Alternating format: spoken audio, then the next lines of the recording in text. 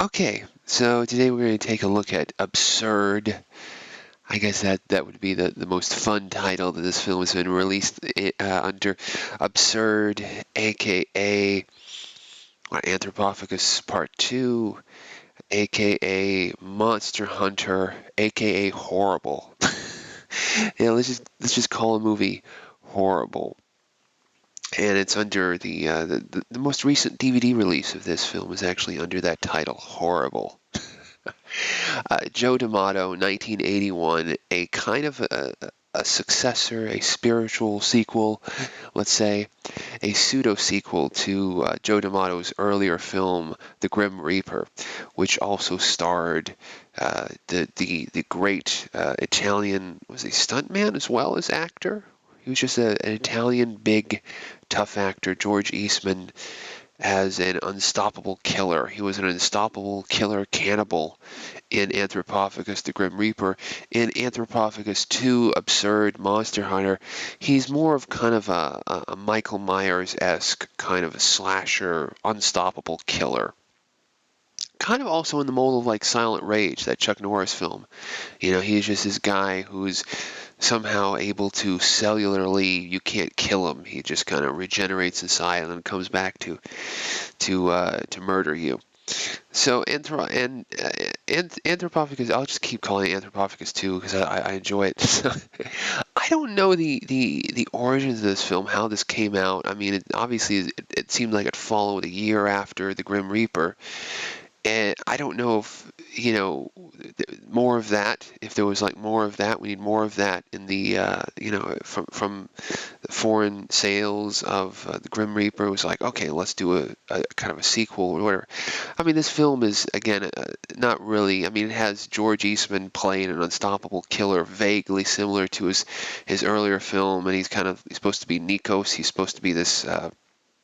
He's still of kind of Greek extraction, but there's no continuity between the two films. There's no explanation because he's supposed to die at the beginning of I read at the end of the Grim Reaper, so there's no real explanation of how he comes back. So I mean, this film is basically kind of a Halloween type ripoff. We've got Edward Purdom, as a kind of a surrogate Donald Pleasance, but he plays like a priest in this film, who at the start of the film is chasing, for some reason, chasing George Eastman down a path, down a trail,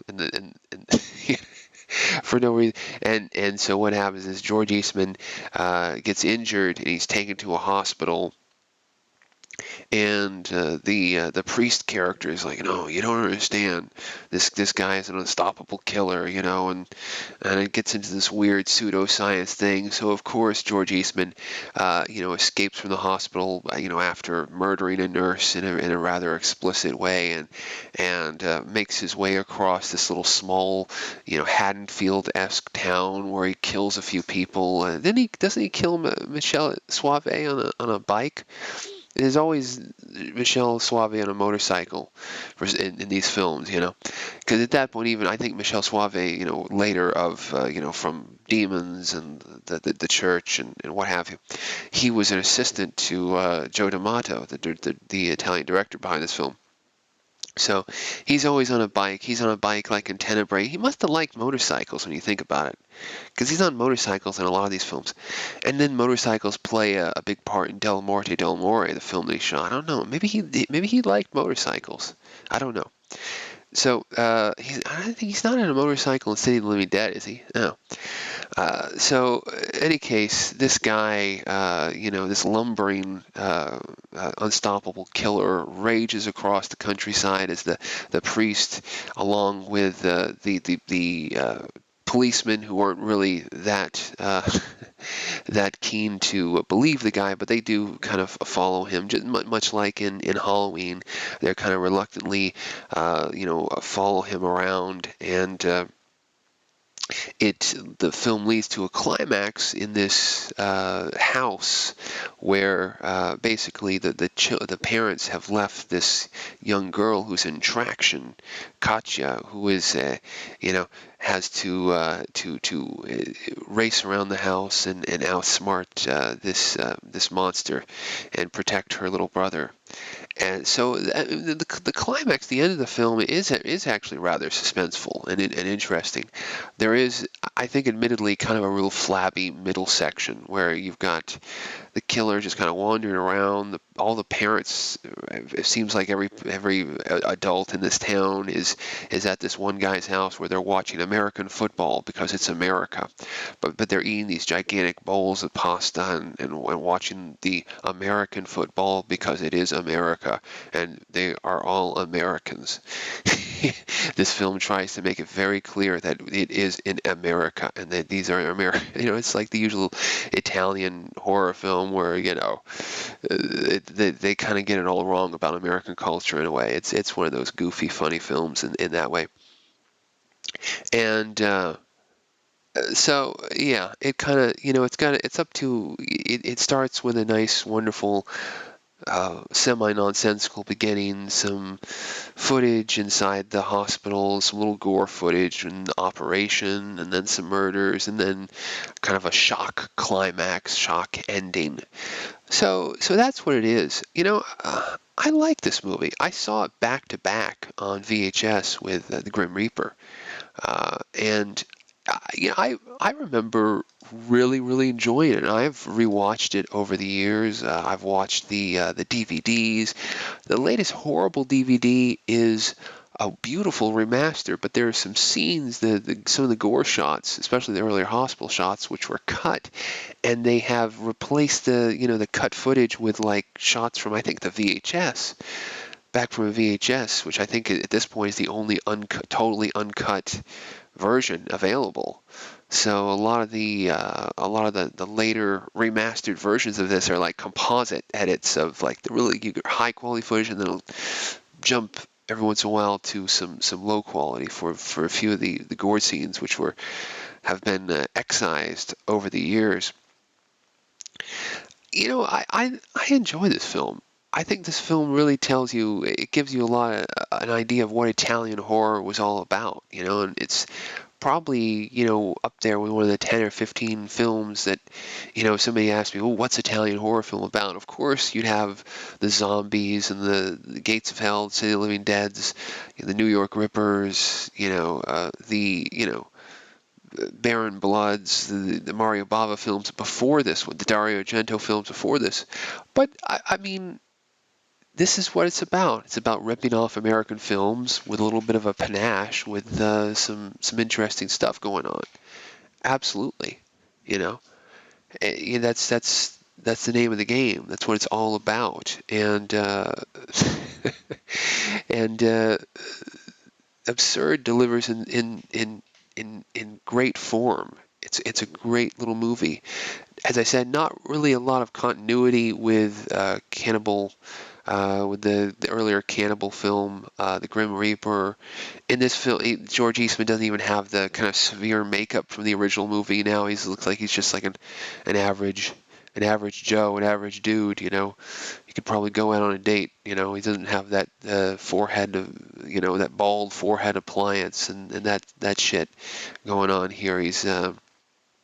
He's just sporting a regular fro, and he looks like a little sweaty.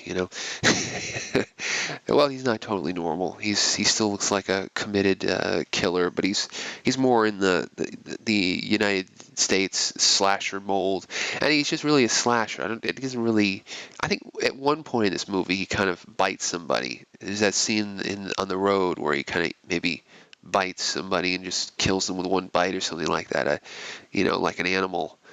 But overall, he likes to use tools and stuff in this film and everything, and so yeah, good movie. I mean, the first U.S. VHS release of this film was on Wizard Video, Monster Hunter, retitled it Monster Hunter, and that's iconic.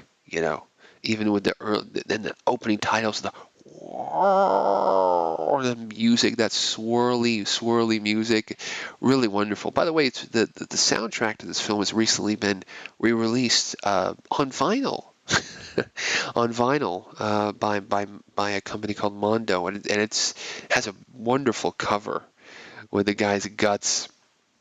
Absurd. No, I think that the whole thing with the guts is really more with Anthropophagous, but it still works in this film. It's such a beautiful, garish cover. That's something I want to investigate.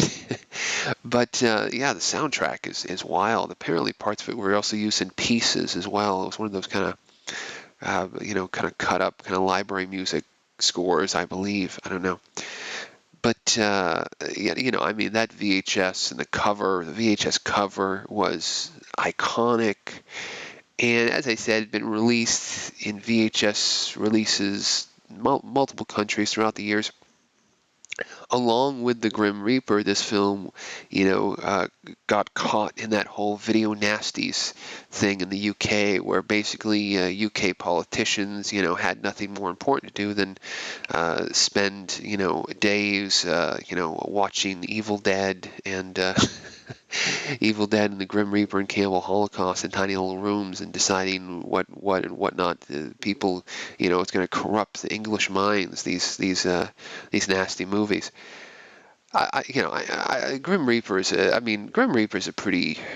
Even Grim Reaper is a kind of a soft film, but I wouldn't put Grim Reaper or Absurd against Cannibal Holocaust. I mean, they're pretty. I mean, Grim Reaper and Absurd are pretty standard, horror films, with some nice elements, some rough elements, low budget films, but overall with some nice films meant to be seen in an international market. And I just, I think the whole, censorship debate and everything has more to do with, UK politicians and people making a big, much ado over nothing than really the real content of the films, which were, actually in some ways, rather soft, really.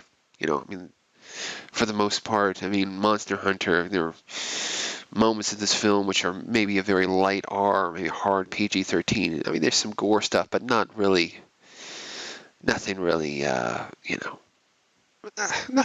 totally objectionable, really. I don't know.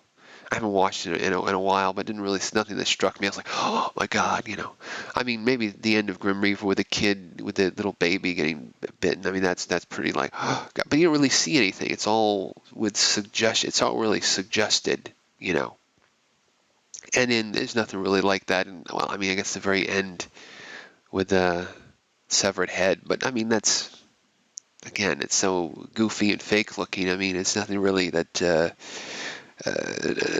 Nothing to really cause a big scene, but I guess the best way to watch this is that later horrible release, the DVD from Maya Communications, which again has the VHS inserts. I guess if you're looking for just the full VHS experience, Monster Hunter, the Wizard Video VHS, it was reissued by Wizard Video on VHS a few years back. Apparently they found some vintage boxes and then ran the tapes again. So there is a way to get an actually newish copy of the VHS directly from Wizard. So if you're interested in that, go that way. If you're not, I think the horrible DVD is at a relatively decent price. I don't think it's out of print. And so yeah, a great little Italian kind of Halloween ripoff about an unstoppable killer and somebody, who's laying waste to a little tiny suburban town and somebody trying to fight him. But yeah, a fun film, I think.